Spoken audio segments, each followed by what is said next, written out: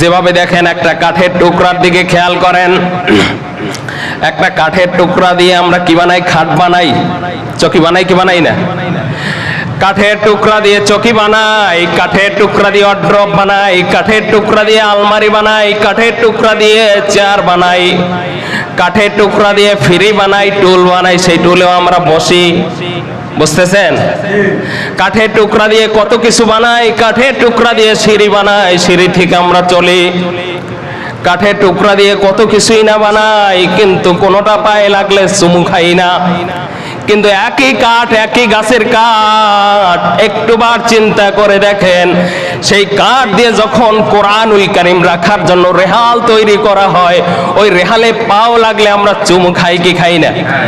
ওইটা কি কেউ পারাবে? কি কথা বোঝেন না? পারাবে? পাও লাগলে চুমু খায়, একই কাঠের জিনিস, সেই কাঠের উপরে আপনি বসেন, কোনো অসুবিধা নাই। কিন্তু ওই কাঠের দিয়ে, ওই কাঠ দিয়ে যখন কোরআন রাখার জন্য কোনো বস্তু তৈরি হয়, তখন তার মর্যাদাও বাড়িয়ে দেয় কে?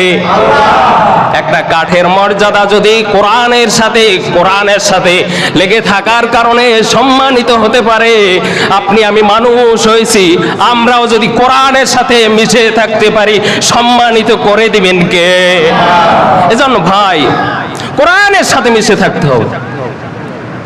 আপনি একটু হিসাব করেন, একই কাপড় দিয়ে আমরা পাজামা বানাই, একই কাপড় দিয়ে আমরা লুঙ্গি বানাই, একই কাপড় দিয়ে আমরা গেঞ্জি তৈরি করি, জামা তৈরি করি, একই কাপড় দিয়ে বিছানা তৈরি করি, বিছানায় বই, জায়নামাজ তৈরি করি, জায়নামাজেও বসি, কিন্তু কোনোটা সালাম করি না।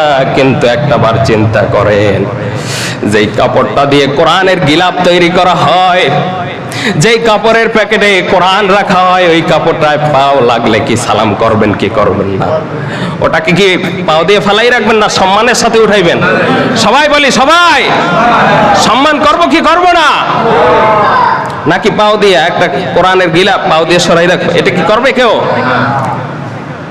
একই কাপড় বিছানার চাদর যখন হয় আমরা বসি, একই কাপড় যখন জামা হয় আমরা পরিধান করি, একই কাপড় যখন পাজামা হয় আমরা ব্যবহার করি, একই কাপড় যখন লুঙ্গি হয় আমরা ব্যবহার করি, একই কাপড় যখন রুমাল হয় আমরা সেটা দিয়ে নাক মুখ মুছি, মুখমণ্ডল পরিষ্কার করি। কিন্তু একই কাপড় যখন কোরআনের গিলাফ তৈরি হয়, কোরআনের সাথে যখন লেগে থাকে, ওই কাপড়টা দামি হয়ে যায়, ওই কাপড়টা নিচে পড়লেও সেটাকে আমরা সম্মান করি, বলি সুবহানাল্লাহ।